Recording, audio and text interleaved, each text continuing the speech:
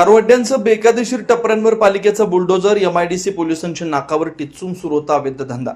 Laxminarayan talkies जवळील MIDC पाण्याच्या टाकी शेजारी बेकायदेशीररित्या उभारण्यात आलेल्या पत्र्याच्या शेड, टपऱ्या आणि अवैध दारुड्यांवर गुरुवारी महापालिकेच्या अतिक्रमण विभागानं जोरदार कारवाई करत बुलडोजर फिरवलाय.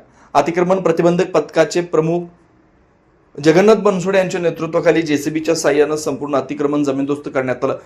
विशेष म्हणजे या ठिकाणापासून हाकेच्या अंतरावर एमआयडीसी पोलीस ठाणे असतानाही एका व्यक्तीनं उघडपणे दारूचा अड्डा चालवला होता.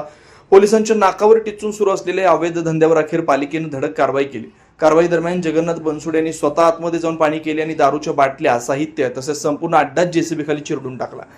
गेल्या अनेक वर्षापासून या मार्गावर बेकायदेशीर खोकी, पत्र्याचे शेड आणि टपऱ्या टाकून काहींनी अक्षरशः सरकारी जागेवर कब्जा केला होता. दंडात्मक पावत्यांचा आधार घेत कायमस्वरूपी दुकानांचं साम्राज्य उभं करण्यात आलं होतं. मात्र गुरुवारी पालिकेनं कोणती दया न दाखवता तब्बल 15 ते 20 अतिक्रमणांवर हातोडा चालवला. याआधी जोड बसवणा भाजी मंडई परिसरातही अशाच प्रकारे अतिक्रमण हटवण्याची कारवाई करण्यात आली होती. या ठिकाणच्या रस्त्यावरील वाहन विक्री करणाऱ्यांचे दुकान अतिक्रमण पथकाकडून काढण्यात आलं असलं तर रस्त्यावरच वाहने ठेवून त्याने आपला व्यवसाय सुरू ठेवला.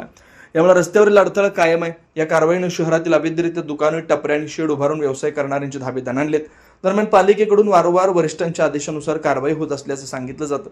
मात्र शहरातील अनेक इमारतधारकांनी पार्किंग आणि फ्रंट मार्जिनच्या जागेची बेकायदेशीर विक्री करत नागरिकांची मोठी गैरसोय केली.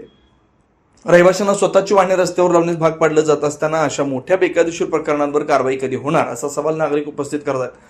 फक्त गरिबांच्या टपऱ्यांवर बुलडोजर चालवून चालणार नाही. श्रीमंतांनी प्रभावशाली बेकायदेशीर बांधकाम धारकांवरही तितक्याच कठोरपणे कारवाई झाली पाहिजे अशी संतप्त प्रतिक्रिया नागरिकांच्यातून व्यक्त होती.